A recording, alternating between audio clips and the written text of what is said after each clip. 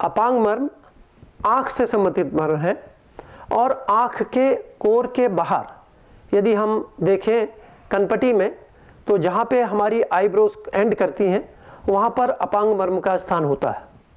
इस मर्म पर आघात लगने से या तो अंधापन हो जाता है, जिसको आंधी कहते हैं, या उसके देखने की क्षमता कम हो जाती है, जो पावर ऑफ विजन है वो डिमिनिश हो जाती है।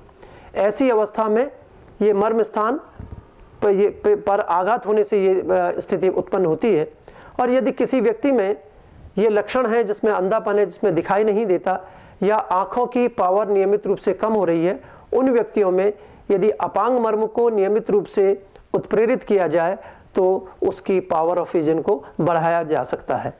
आँखों का तिरछापन, जिसको स्क्विंट कहते हैं, ऐसी स्थिति में अपांग मर्म को नियमित रूप से दबाने से आश्चर्यजनक रूप से फायदा होता है और जो ऑकुलर मसल्स की टोन है वो मेंटेन हो जाती है, जिससे कि स्क्विंट खत्म हो जाता है और दोनों आंखों की एक एक्सिस जो सेम हो सकती है। ये अपांग मर्म का एक महत्वपूर्ण योगदान है। वर्तमान युग में जहां हम लोग कंप्यूटर पर बहुत ज़्यादा काम करते हैं, जहां हम आज पढ़ने लिखने का बहुत ज़्यादा काम करते हैं, या ड्राइविंग जैसी चीज़ जो नियमित रूप से करनी पड़ती है, उससे आंखों पर बहुत जोर पड़ता है। और अक्सर देखा जाता है कि आंखों का भारीपन, सिर में भारीपन और आंखों की जो में चुभन होना, आंखों में से कम दिखाई देना, ये सारी तकलीफें होने लगती हैं।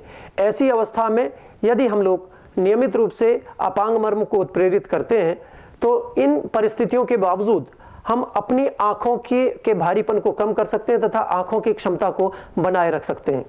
आइए जानते हैं अपांग मर्म को जानने की विधि।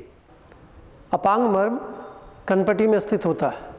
यदि हम देखें कि हमारी ये जो आईब्रो होती है, जो आईब्रो जहाँ पे एंड करती है वहाँ पर कनपटी में एक छोटा सा गड्ढा जैसा दिखाई देता है, इसको अपांग मर्म कहते हैं। और आप देख सकते हैं कि उसका जो परिमाप होता है हमारी इंडेक्स और मिडिल फिंगर के टिप के बराबर होता है।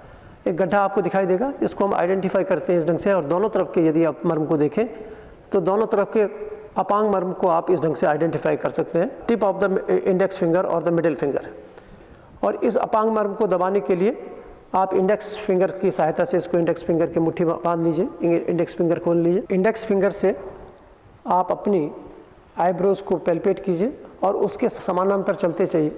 और जहाँ पे गड्ढा होता है अपांग मर्म का जो सही जगह है, उस पर अंगुली को रखकर इसको 15 से 18 बार दबाते हैं, छोड़ते हैं। 0.8 सेकंड का एक स्टिमुलस इसको दिया जाता है। दबाने के बाद इसको निरंतरता से आप इसको करते रहते हैं।